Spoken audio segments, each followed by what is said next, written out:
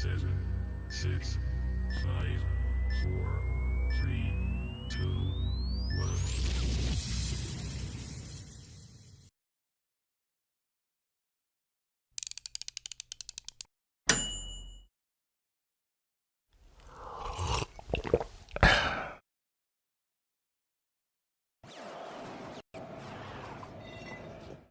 Coming soon. Snake River Manufacturing is developing a revolutionary new way to design and build a custom kayak trailer. This modular design lets you customize your trailer one piece at a time, allowing you to grow as you go. You know, a lot of folks think gorillas can't read.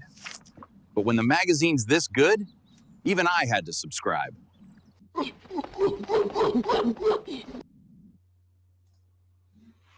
Hello, welcome. Thank you for joining me for episode 42 of the Kayak Cafe podcast. This episode is brought to you by Snake River Manufacturing. Go to snakerivermanufacturing.us and check out all of the kayak trailers that Steve and his crew are putting together. There's some amazing ways to get your kayak to and from the lake, especially to and from without any issues. So go check them out at snakerivermanufacturing.us. This episode is also brought to you by VikingKayaksusa.com. Go check out Viking USA Kayaks, VikingKayaksusa.com, and see all of the great paddlecraft they have. It's a great way to get you out in the water and back to your roots of paddling. So, all right, we are at episode 42, and the guest we have today, I have some great video thoughts that I really want to dive in and talk to her about. Things that I've seen her do that just blew my mind before I even knew it was her. I was like, oh. So before we get too in depth, I'm going to go ahead and bring her in. This is Dena Davis. Hey. Hello. Hi, Dena. How are you? I'm great. Thank you for having me. Thanks for coming on. I have some things. I've seen you do some things on your social media that just blew my mind, and we'll get into those a little more in depth as we go along. But before we get too far in, can you do a brief introduction as to who you are and what you do? Yes. So my name is Dena. I'm actually a business owner. I'm a licensed esthetician and massage therapist. So I'm really big into skincare. I'm from Texas, lived here all my life. I don't wish to be anywhere else. I do like to travel. My love for fishing has come through deep roots of the family. My grandmother and my grandfather were fishing guides, all salt water. So, but I haven't fished since I was 11. And it's kind of the short story of why I have such a huge passion for fishing. It's just in my blood. So before I get too far into it, I've been waiting a long time to ask you about this, because the thing that caught my eye about your videos, because I was flipping through, and I saw this truck just whip around and then back this trailer, would seem like a quarter mile down a back road, whip around a corner and under a carport without even like hitching up. I was like, what in the world? Where did you gain the skills to back a trailer like that? So technically it started when I was 8 because my dad couldn't see the lawnmower / trash trailer. And so he would get out and tell me what to do, as I couldn't see it. I couldn't even see our steering wheel. But that kind of proceeded to me pulling goosenecks and horse trailers for a long time rodeoing. Mhm. So I didn't know anything different other than the smaller the trailer, the harder that it is. Yes. I was chatting with Jay Angel after you were on his podcast, and I was like, man, I'm just amazed with the way she could back that trailer up. And he's like, Roy, she's from Texas. Texas women could back a trailer up before they could walk. And I was like, oh, good to know. Good to know. Yeah, my mom could probably do it blindfolded, Mhm. and that's for sure. I can't tell you how many times we both just sat there and kept quiet, and then she'd be like, "Do you want me to do it?" And they'd be like, "Oh yes, please." And so my mom would get out and do it, and I just learned, just offer your help if you can do it. That's really it. It's just not being afraid to try, Right. and that is probably a pretty good sum up of me. I'm not afraid to try. Yeah, it's quite amazing. And just so everyone knows, if you hear something rumbling, it's not our stomachs. we have a Frenchie on board somewhere. So, Yes. yeah, that's like, hey, I hear the coming through. So what got you into kayak fishing? Say hi. So Hey. technically, I ended up with a 2003 van. Hmm. Okay, and I started taking that van, and I was going to camping, and just nothing really felt complete. And one of my friends was made a post on Facebook about who wants to go kayak. And nothing against him, but I didn't want to go with him. I didn't want to go with anybody. But I thought, well, that's cool. I could get one of those things, and then I could be on the water, camp, and have a kayak. And so that the word, in your algorithm just starts shoving stuff in your face. Right. And I was like, well, if I'm going to be on the water, what kind of fish is in here? Like, what can I catch? And so it kind of led to me getting a fishing pole and a spinner bait. And the first fish that I caught was a crappie. I had no idea what it was on a gigantic spinner bait. And that led to, well, what else is in here? And that's ultimately how I started kayak fishing. And one of my favorite lakes, I just had an amazing morning. And when I say amazing morning, oh my God, it was life changing. I didn't know freshwater fish could be aggressive like that. And that was bass. And I probably caught 8 4+ pounders that morning. By the time I'd get a frog or miss a fish, my frog would land, and then there was a fish on that frog that I'm trying to get my backlash out. Like, it was wild, and I was like, "Oh my God, this is so fun!" 2 months later, I was entering a kayak tournament. Heck yes. Yeah, I've seen some of your catches online, and I'm just like, man, you kind of like jump over the small fish. It seems like you've got a pretty good knack at pulling in some decent fish. Yeah, for sure. I have just a love for the water, but Hmm. the redfish, trout, that's kind of what I grew up on. Hmm. So I didn't get to fish as a kid in a boat or anything like that. Our job was to catch crabs because my grandfather loved to eat crabs and catch bait. So I was like the cast net pro, Hmm. and that's really about it. And then when my parents got divorced, I hadn't fished since I was 11. And so I kind of missed a lot. I've missed an entire lifetime full of fishing, like the rest of my family has gone on. And I mean, I could be standing next to my cousin Gary, and we're throwing the same thing, and he's catching, I'm catching the bait while he's catching gigantic trout. It's just, it's one of those things. Teamwork makes a dream work. That's right. Yeah.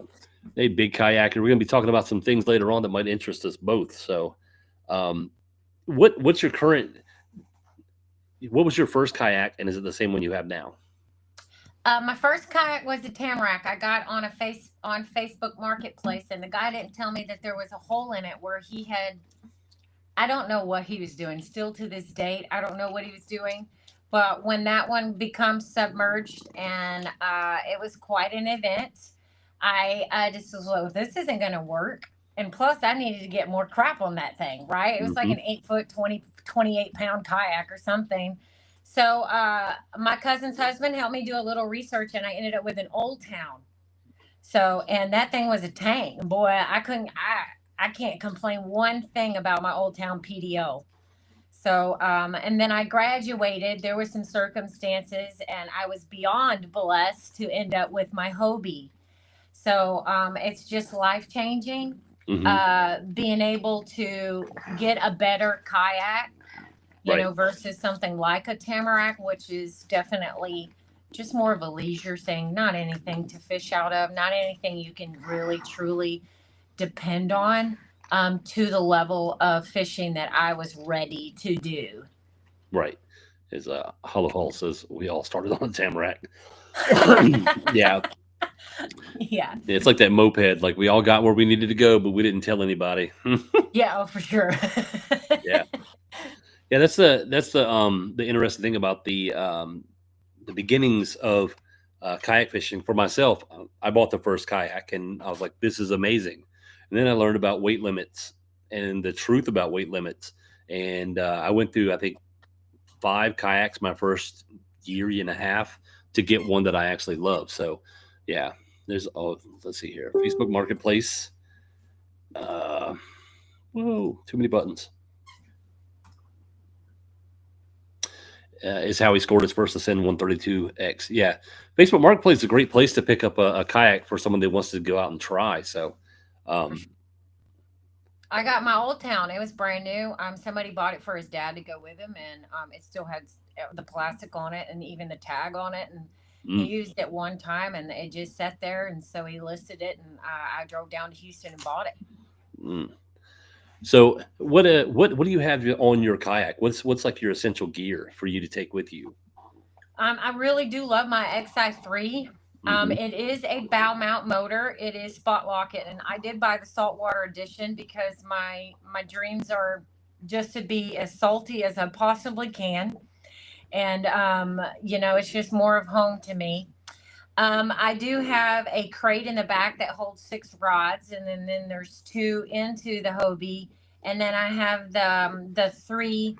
I don't even know what it's called, but it holds poles there. The I know stager. there's yeah, the H rail. I know there's 6 grooves where you can put your poles, but that's really where I hide things that I want to stay dry. And I have like little Hmm. magnetic strips where I hold hooks and things like that. So, but I would definitely say my motor is huge. And I also have my front end set up where I have a yoga padding type situation to keep my PDO in there because I don't want to be stranded and or be somewhere after dark because a motor dies and I'm on Oh paddle. yeah. Hmm.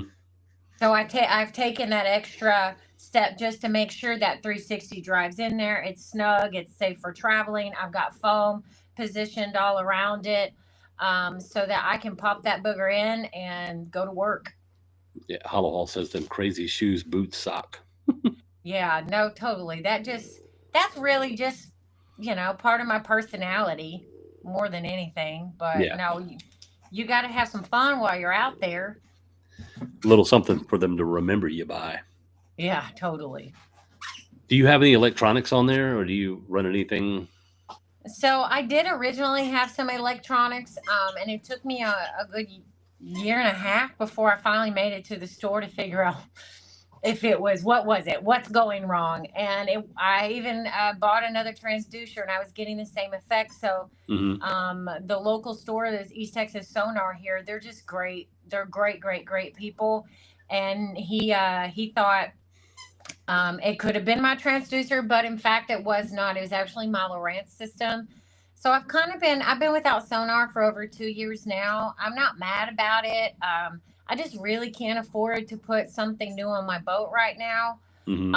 And it's just really making me use my brain, common sense, my instincts. I mean, everything. Um, Everything. I feel like not running sonar and not running my motor when I get somewhere Hmm. puts me in a position to find bigger bass.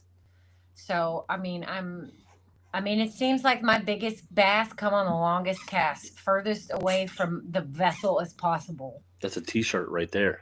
Yeah, Yes. my biggest bass on the longest cast. Yep. The big kayaker. You're in a Hobie, right? Yes, a Yeah. Hobie 360, the PA 14. So it's technically 12.8 or right? Something Hmm. like that. 13.8, maybe 13.8, maybe. So how far are you from salt water? Are you? Um, from my grandmother's, it takes me about 3 hours, Mhm. 40 minutes, something like that. So Okay. she lives in by Crystal Beach. She really lives in Anahuac. So Trinity Bay. I kind of grew up fishing in Trinity Bay, the east, the intercoastal canals, or really not so much the surf, but the intercoastals, the canals, Hmm. and then off up here on Trinity Bay. Yeah. So have you made any treks out to salt water with the? Yeah. Yes, Mm. I've been twice. And the first time it was just a coincidence. My mom was like, "Why don't you go to my honey hole?" And I thought, well, it's the closest, right? Right from my grandmother's, right across the canal. Hmm. And I went out there, put in my kayak, and there are birds working, and I'm like, "Shut up!" Like I remember this as a little girl, but I didn't get to fish it. Hmm. So I hauled butt over there, and sure enough, I mean, as soon as that landed, and all I had was bass gear. I didn't have anything saltwater.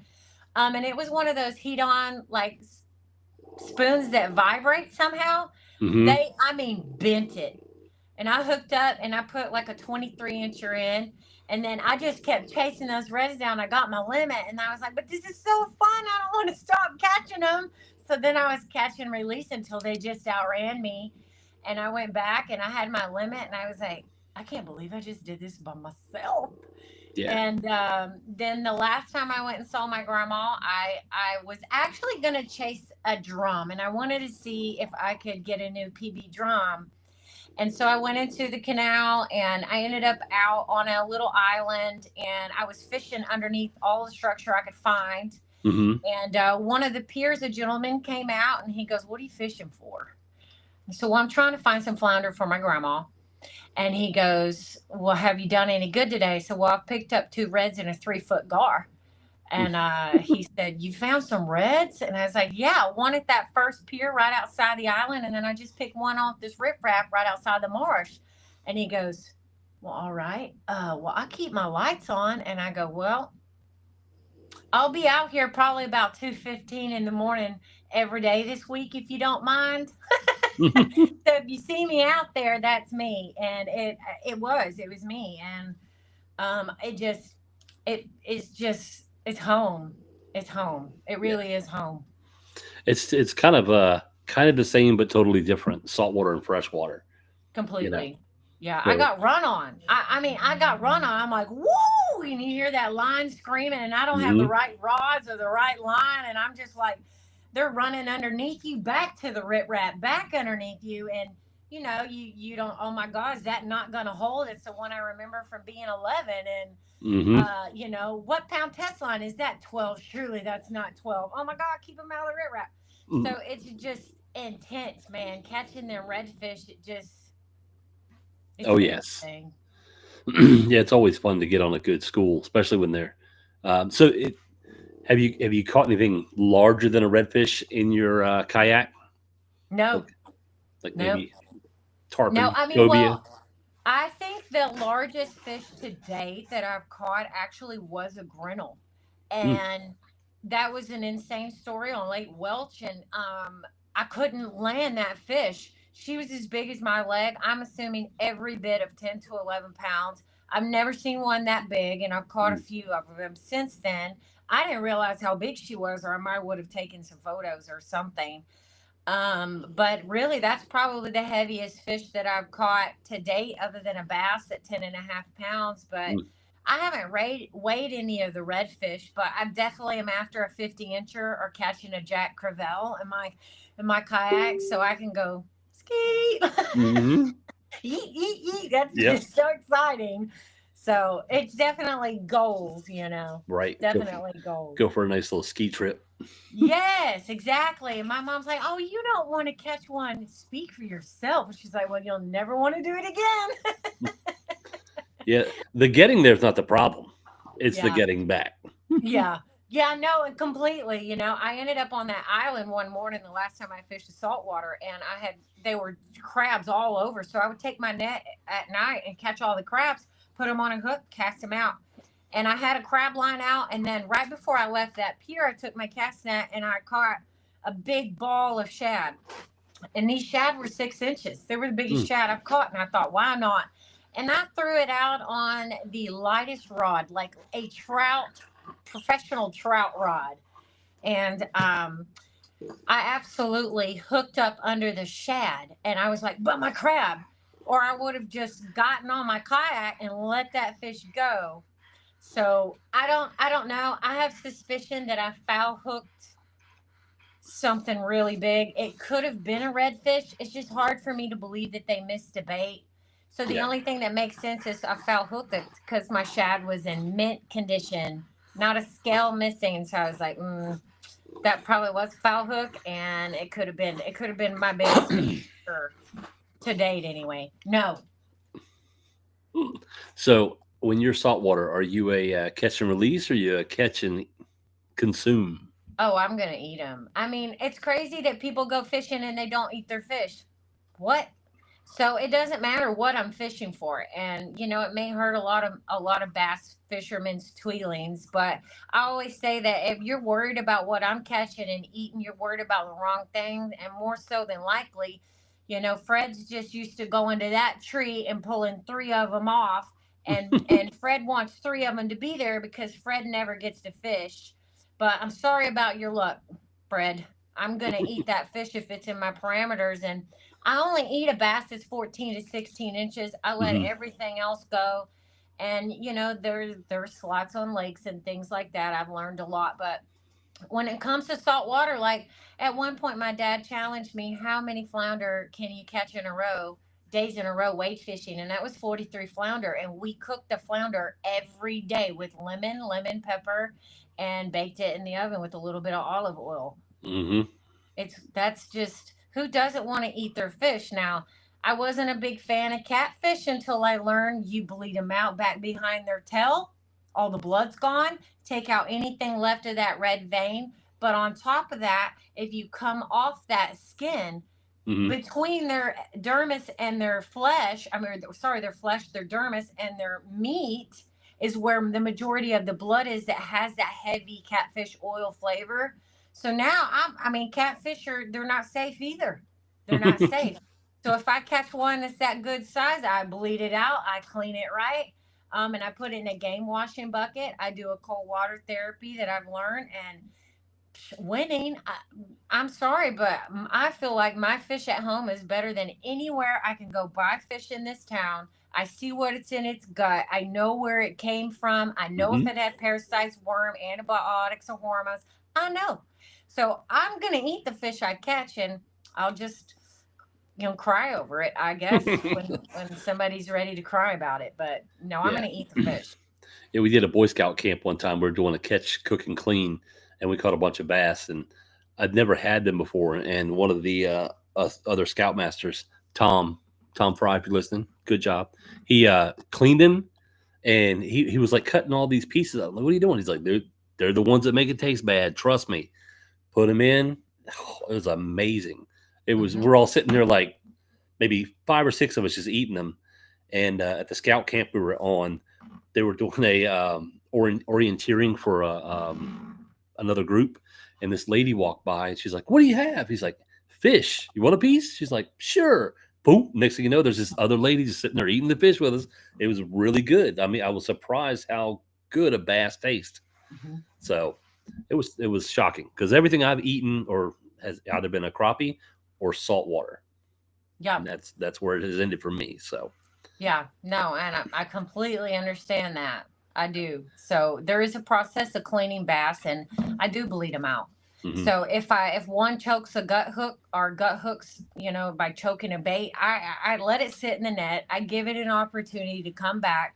If it doesn't come back, I'm eating it.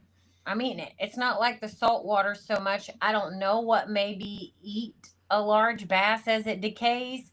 I'm sure some of the vegetation gets some of that back, or flying, animals. I guess your birds. I don't know why I said flying animals, but your birds or snakes or something. I've seen a snake eat a bass. Like that was Hmm. wicked on Lake of the Pines. But yeah, I bleed them out. Then I take that red vein out. I cook the vertebrae, the breast, and the skin for her to eat, and I take the fillets. Her favorite is actually the rib cage. There's a ton of fat in the rib cage. Hmm. So none of my bass is wasted, and I've gone that extra mile because there's so many crybabies about waste.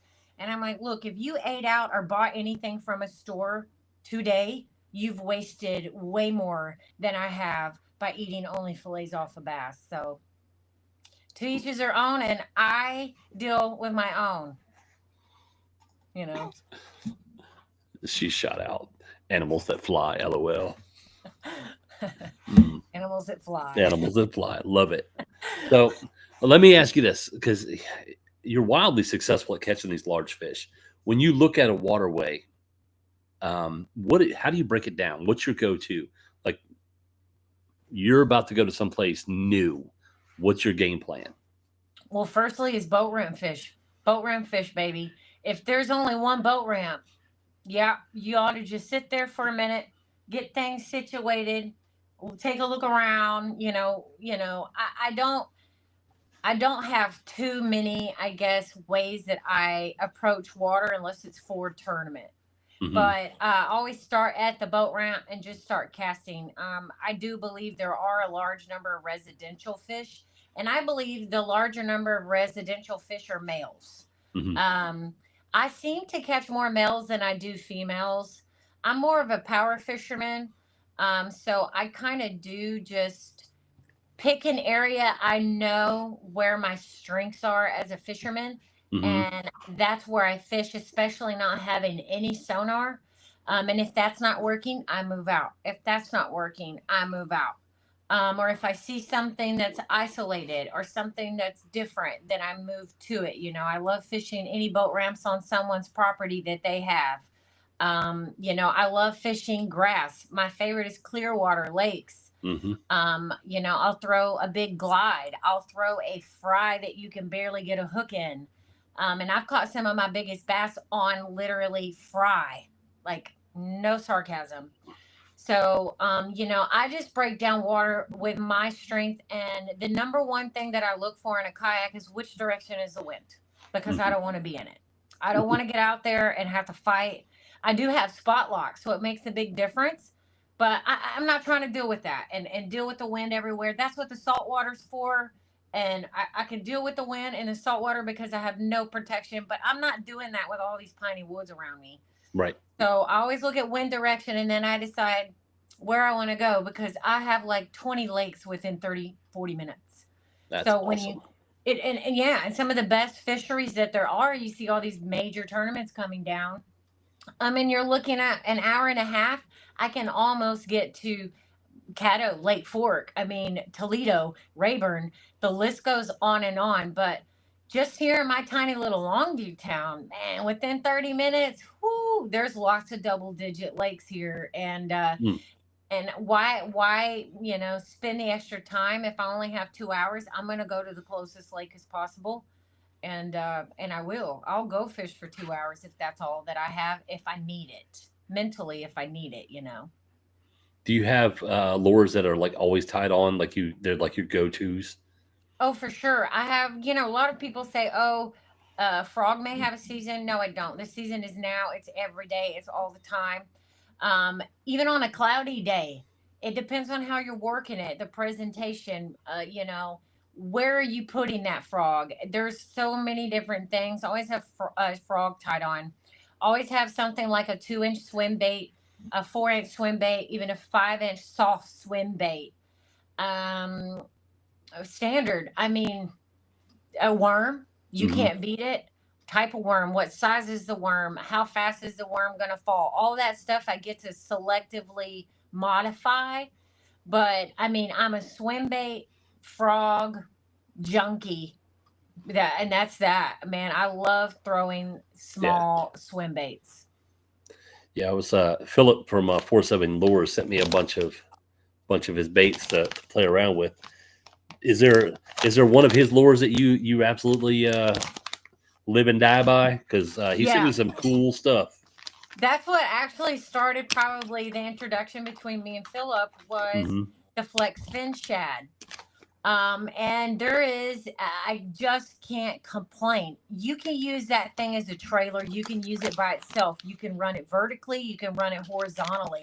You run Hmm. it horizontally, put it on an underspin. You can punch that bait. It was the first bite that I had on Cato. Whenever the wind was whipping through there and the rain was stinging us, while she's dropping the trolling motor, I mean, my first cast went out and I wasn't thinking, oh, I'm going to hit this wall right here and boom, boom, boom. And I was like, oh, was it ready? Like, so that flex fin shad, it just has so much versatility. And if you grab one, Yeah. if you have one right now, you hold it, the tail will not stop moving. You can try, but it won't stop moving. Yeah. Turn it sideways and it just does it just like this. Like I know I've got some. Yeah. I love that bait. So that's kind of I just kept saying, man, I love that bait. I love it. And then, yeah, look at it. It never stops moving. It just never stops moving. I don't care how much you try, even with my hand down on the table. Yeah. He's It got never some stops moving. amazing designs. He's Yeah. I told him he's kind of out there with his designs, but it fits with his brand. Yeah, no, totally. I mean, he has that little alien look at the Mm-hmm. totally.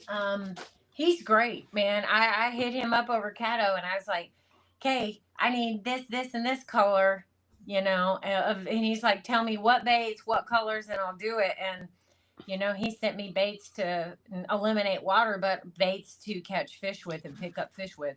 So have you had any success on Cato with Yeah, anything? no, Oh. with the flex fin shad. No, I mean just in general, maybe like a WBT team trail win, maybe.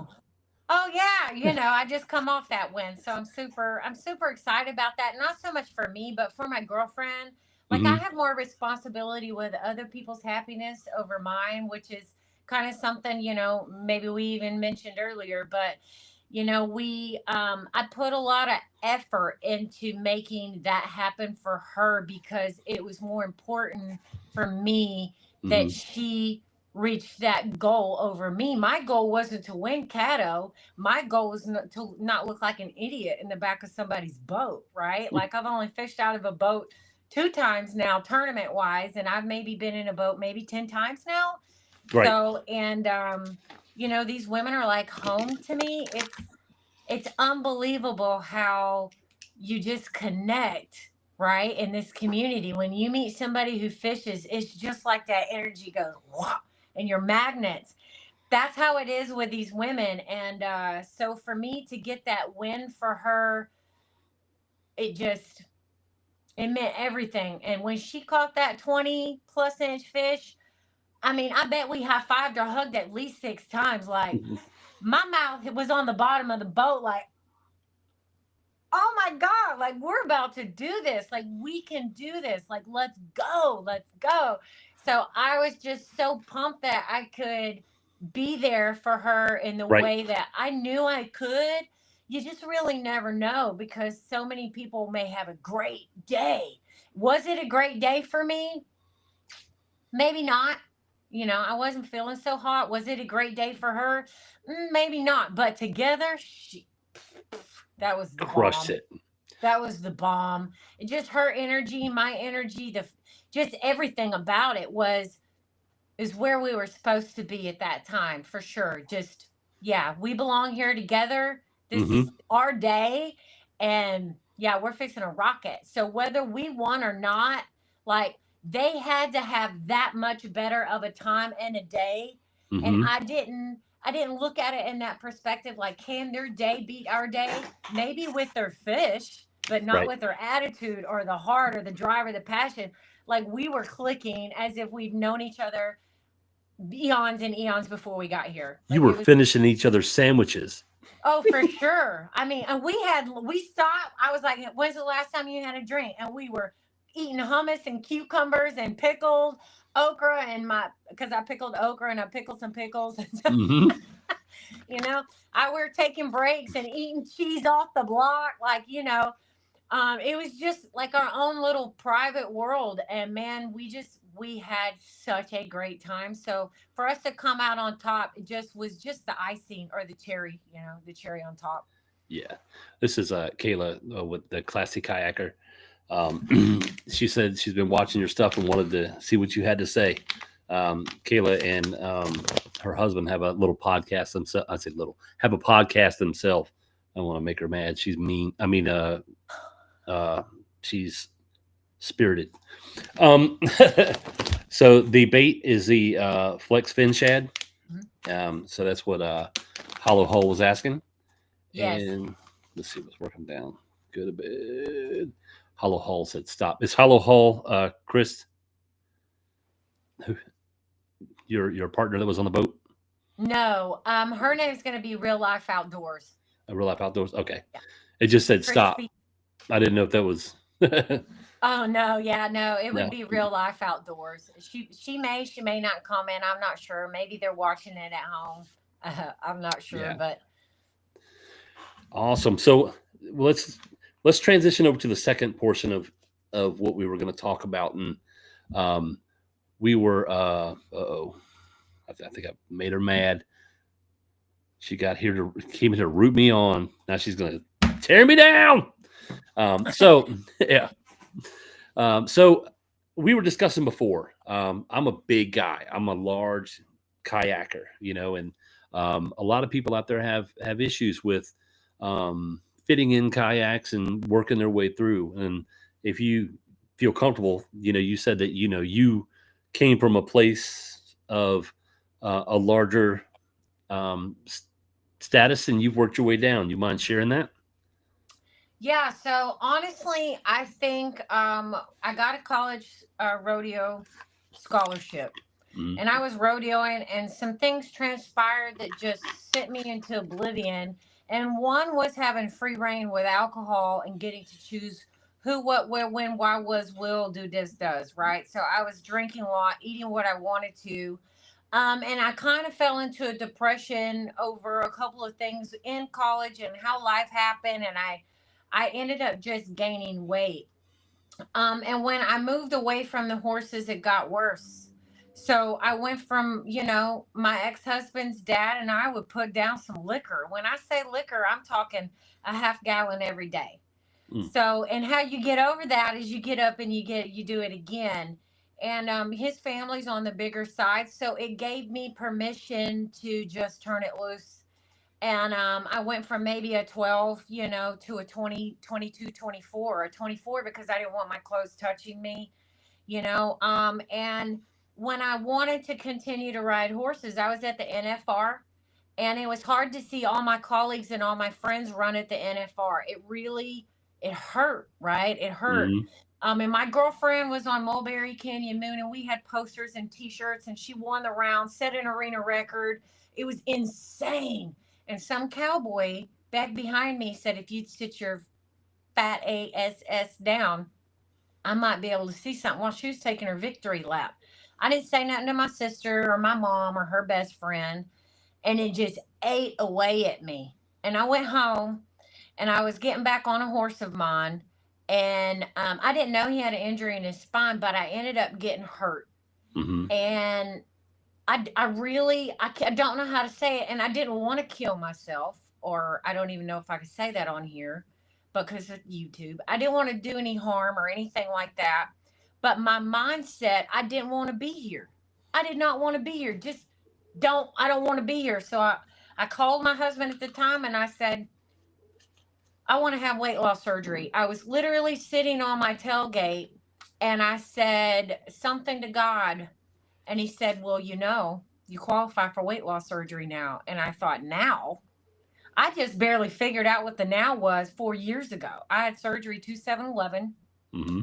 I called my ex husband, or my husband at the time, and I said, "I want to have weight loss surgery." And he's like, "You could die." No, you could die. And I said, "I don't know if you've noticed, but I am already dying." And he's like, "Okay, well, whatever you want." And that was it. So we decided that was it. I mean, there was no more discussion over it. I made plans. I chose to have the sleeve done. I lost all my weight in 6 months, and I've kept it off. Um, it was a big thing to be able to tie my shoes again and get about on a horse. I could get in there and hook my trailer up, and I could just physically do things that I was unable to do while I was heavy. Even though I was still winning, probably in a size 20, I could get on my horse, and people, because I was so big, I was even approached and they wanted to see how big my horse was. I was like, "No, bro, you wanted to see how big I was because you're in disbelief that I just smoked you." And it hurt my feelings Mm-hmm. a lot. People treat you different when you're bigger. I mean, absolutely look at you different, treat you different, and it's almost like they don't have any respect for you because you're bigger. And until nobody can relate. So I Yep. lost all my weight, and that was it. And I just started living my best life. I started rodeoing again. I started buying horses. I was buying fraternity horses and upgrading trucks and upgrading trailers, and bought a house with an arena.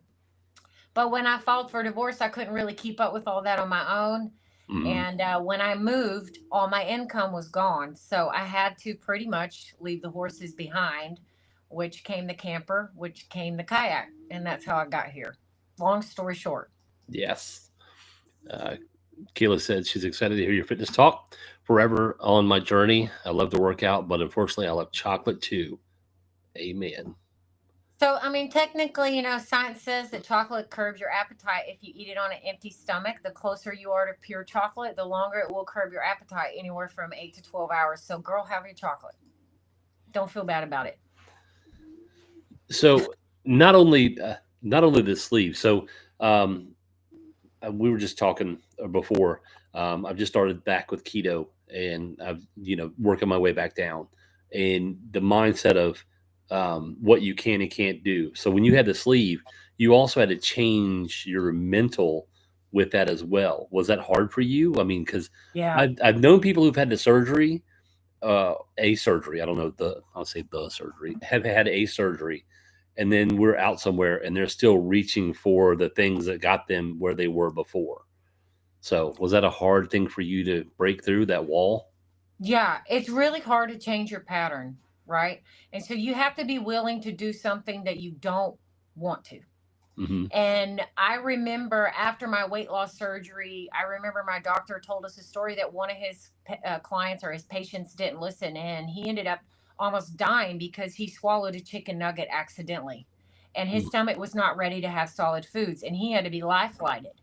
So I'm glad he told me that story. But there were still moments where I was pouring Dr. Pepper in my mouth and I would hold it over a sink and I couldn't swallow it, right? He said no carbonation for 6 months. He said no peas, no carrots. I mean, all these rules, I stuck to them because I wanted to choose me. If I have to give all this up to get back on my horse, to be out there with my friends, then I'm going to do it. And like I told you earlier, it is the hardest part is to choose yourself, and people don't understand that until you spend the majority of your time arguing with yourself. You Hmm. got to argue. You got to call yourself out, call yourself ugly names. At least that's what I do. But I remember chewing up food and spitting it out, drinking or taking a sip of something, holding it in my mouth. And because I could not control my elbow, right, Hmm. I would cry. And then I'm like, how weak are you? I can't believe you spend $14,000 and this is where you are because you can't drive past McDonald's or Jack in a Box or whatever these foods are that poison just gives us so many releases in our brain, just as if I was on heroin, just if I was on cocaine or any of these other substances, narcs, whatnot. You know, what we are not equipped with is the education to understand what's going on in our body, what's going on in our stomach, and what's going on in our brain. They don't Right. want to empower us. They want us to rely on them for everything, such as a pill to fix that and a pill to fix this. So I had to make the choice um, for myself every day. Right. Every day. And still now to this day, the more idle hands, idle mind, the more stuff I get into I shouldn't be. But I've gotten better and stronger once I gave up alcohol. I can't explain it to you whether you believe in God or you believe in the devil. I'm not here for that discussion, but I can say Right. when I'm consuming alcohol, it's like it gives me the excuse or the lack of worth to make decisions that are like a domino effect. And when you are hungover, Hmm. name one thing that's not fried that you don't want. Hmm. You know what I mean? So it's hard. All of it's hard. All of it. Life's hard. Food's hard. The crap that they feed us, it's full of poisons. It's full of trash. And if Right. you're eating these things, how do you think you're going to feel? What do you think happens to your body? I mean, there's 70 to 100 trillion cells in our body right now. They all have a diet. They all need something. And when you start getting in the habit of eating things, then that is planted in your gut, and then your gut's going, "Hey, I need more of that. More of those tacos. Can you go get that?" And that sends a signal to your brain. It's doing the same thing. If you don't get that taco, if you don't go, go, go, go, go, and then the moment you get it, you're like, "Oh." So is a heroin addict. So is a drug addict of any kind. Food is just to me the hardest thing to control and break because we have to have it. Hmm. And it may not look harmful, it doesn't seem harmful, but you bet it contributes to depression. You bet it contributes to major perimenopause or menopausal symptoms. You bet it contributes to no sleep. The factors go on and on. Right. It's pick your poison. What is your poison? So, and I also made the decision lots of times that, I may have been judged for, but if these are my only option, I'm just not going to eat. There's nothing wrong with that. I haven't died yet. So I'll get food when I can get food. I'm okay. It won't hurt me to detox for 3 days straight on nothing but water. Nobody's died from that. So in fact, we can go a long time without food when we have water. Right. So it's just a mindset, and that's the hardest thing to get because nobody's teaching you how to get your mind to empower yourself. But that comes with education. It comes with a support system, not like my ex-husband, if he happens to watch this, but he would take my favorite candy bar right after my weight loss surgery and my favorite drink and just put it in my face and just smack on it. And I'm over here, I'm wanting to be in tears. Like, I haven't eaten in 3 months, bro, and this is what you're doing to me.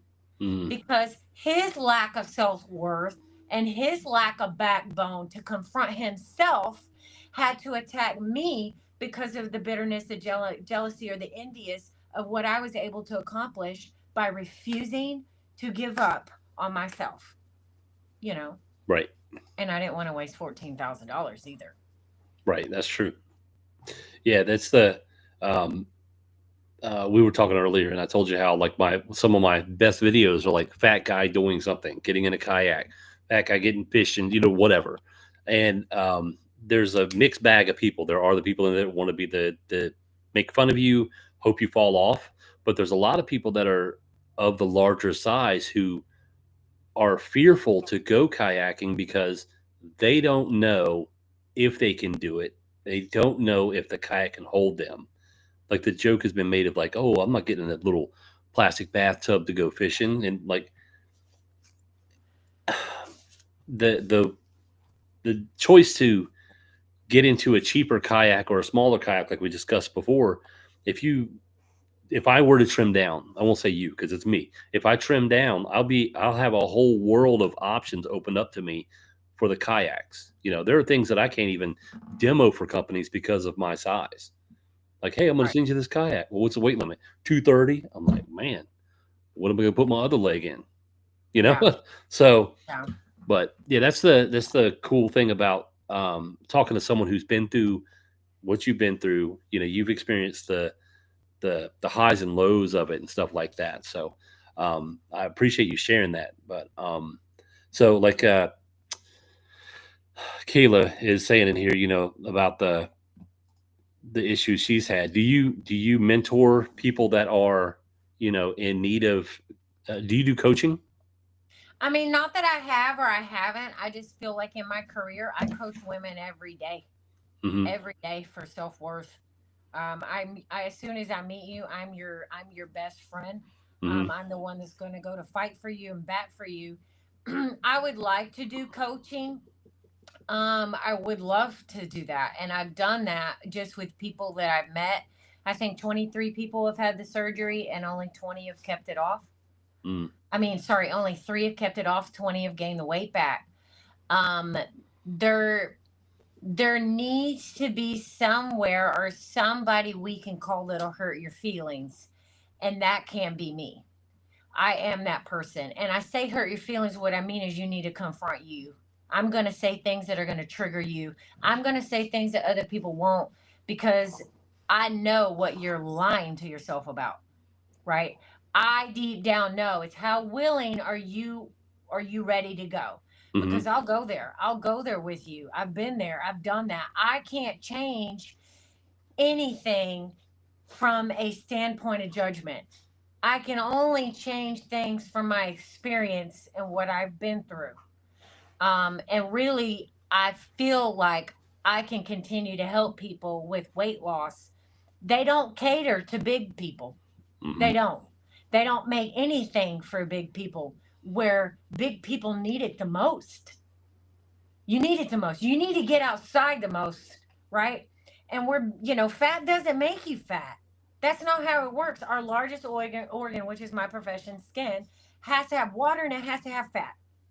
Okay, but they're not giving us healthy fats. Right. 90% of the things you get in to buy or from the grocery store or any to go food or any restaurant is full of fats. And the composition of those fats change when heat is applied. I mean, science is science. I didn't make it up. But there really isn't anywhere to go because where are you going to go, right? It's like, oh, never trust a skinny cook. Well, you don't want to go to the gym and hire the fat guy, right? That's what they say. Well, I don't want to go to the gym as the fat girl for that guy to judge me because he Mm-hmm. already doesn't even want to talk to me. I can tell by his energy, the way he looks at me. I just gross the guy out. He doesn't see me as a person, and I'm not trying to judge him, but I kind of do. I kind of do. I judge Mr. Fit Body, and I assume that he would never be interested in me at 288 pounds, which was my heaviest. Mm-hmm. So I didn't have anybody. I really didn't. There was no guidance. A lot of my family is still big. A lot of my family struggles. It has to go back to you, choosing you, confronting you. Um, so I'm willing to talk to anyone about weight loss. But I, like my mom, I used to call her and be so frustrated. Why will nobody listen to me? And she's like, you can't help anybody who is not ready to help themselves. And that's when I was like, you know what? Because I used to spend this time, this energy, and this passion into every person that I met, Mm-hmm. trying to get them to believe in themselves or trying to get them to make changes in their life. And I stopped doing that. So if somebody comes to me, you better be ready because I'm not going to make you any better by powdering your ASS and sending you on with some cute little story and hope that your lives change. That's not how it works. I got to be real. I got to be raw. I got to be aggressive. And you got to hear me when I'm not around. And Dena's that's, boot camp. yeah. Me, me, me, me, me, me, me, me. I know what you're doing. And at least I have been there Mm-hmm. because I wouldn't want to listen to somebody who hasn't and somebody who maybe gained the weight back after they had the weight loss surgery.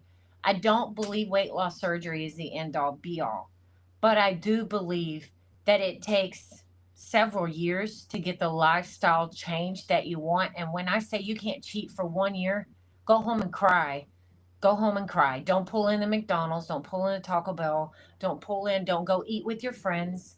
Don't eat the holiday food. Bring your own stuff for 1 year. If you cannot cheat, you will never go back. Ever. Your life will change. Your lifestyle will Yep. change. You'll feel so good about yourself that from now on, when you do cheat, you take that cheat and you move on about it. You're not gonna. It's not consuming you, right? Like it's not your life. Like a lot of people who focus on losing weight, you got to focus on something else because if weight is the only thing that you can focus off, it ain't going anywhere. Right. It's not going anywhere. So I would love to help, and anyone is welcome. My inbox is open, but just be ready. Do I want to type this out? No, but I'll pick up the phone and talk to you. I'll definitely be willing to talk to anybody, because it is about our health, our mental health, our spiritual health, our physical health. All these things run together, and when you're eating toxic food, how are you supposed to feel great about yourself? They're poisoning us. Yeah. That is true. Oh, that was powerful, huh? Sometimes it can be, but that's how you get people to change their lives is you make them feel something that they haven't felt before, or you let them hear something that they haven't heard before. Right. You know, tough love is the thing. Now Tough love. let me ask you this. So just imagine you at your heaviest. Would you be as comfortable? I know the answer to this. I'm asking anyway. As comfortable as you are now doing what you're doing in that kayak? Um, I don't know. I say, my sister's still a little, on the heavy side, and there isn't nothing she can't do. There's nothing she can't do. I think when you have the natural ability to fish, you got it. It just, it's like you can't teach somebody to ride a horse. You can teach them the basics, but you can't teach them to win. That's a whole different ball game. So I do think with fishing, it does have its little parameters. Can I do physically all the things that I do so effortlessly as long as I do them as often as I do them? No. Um, no. But when I had some weight on me, I was a lot stronger. I promise you that. But I think that balancing wise and being in the kayak, there is definitely some truth to that, depending on what rig and how that rig is set up, right? Hmm.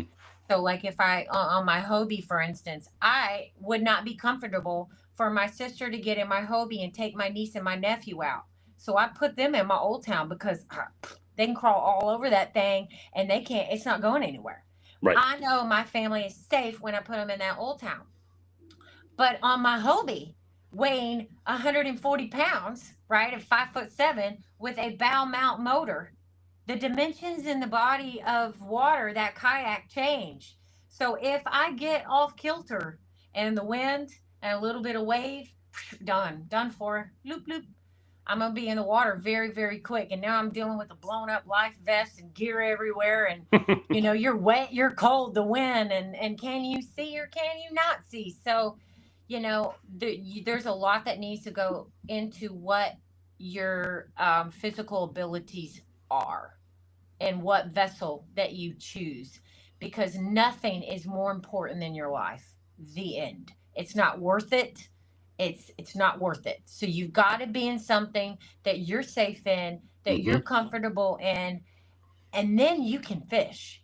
But if you're scared or you're nervous or there's some hesitation, you're not going to be where you should be, which is relaxed out there taking snacks and tossing a worm and calling your grandma you haven't talked to in a little while and chit chat while you're out there fishing. You're worried or you're stressed out, and that's not what fishing is. It's not what fishing is about.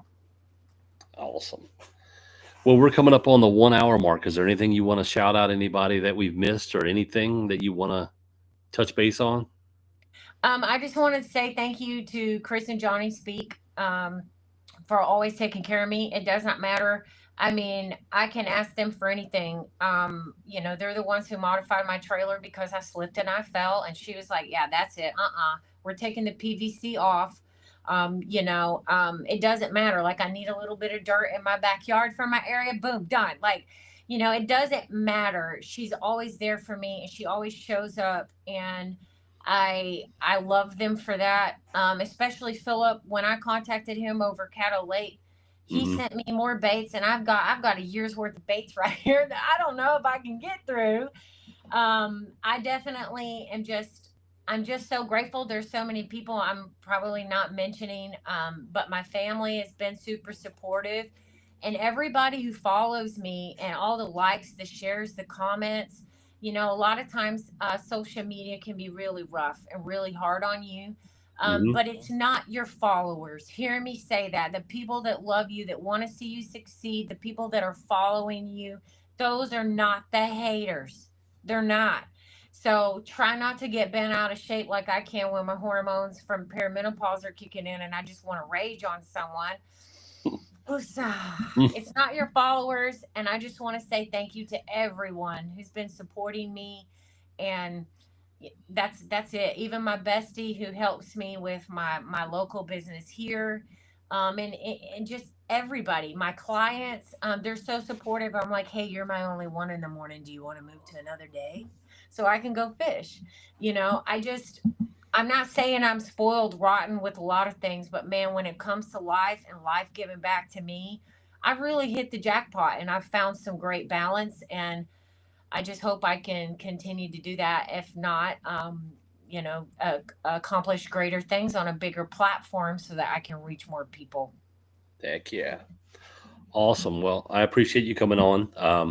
And I know that you've got a awesome story to tell all the way around. I appreciate you sharing that with everyone.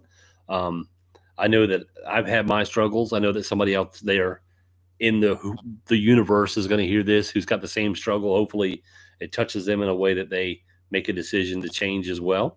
And I really appreciate you coming on.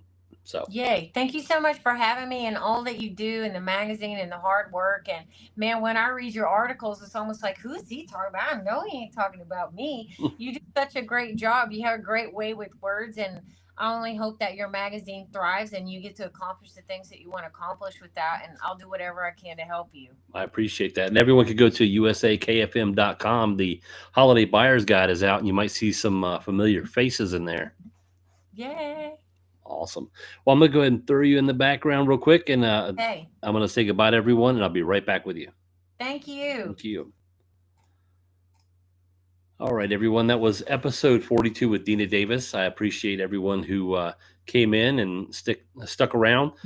She has an amazing story, amazing ability to catch fish as well as back in the trailer up. Go watch that. If it doesn't make you feel like you need to take some lessons, then I don't know what will. So this episode is brought to you by Snake River Manufacturing. Go to snakerivermanufacturing.us and see all of the beautiful kayak trailers that Steve and his crew are working on. They're top notch. So also this episode is brought to you by VikingKayaksUSA.com.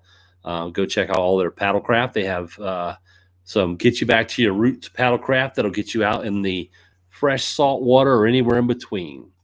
Also, if you go to kayakcoffee.com and use the code CAFE20 for 20% off, you can get some beautiful whole bean coffee, which I had my bag next to me, and I don't know where it's at, but it's beautiful coffee. So also, if you go to Nico's Art Therapy on Facebook, and you can purchase one of these cups, and all of the proceeds go directly to Nico and his therapy. So thank you all again, and I look forward to seeing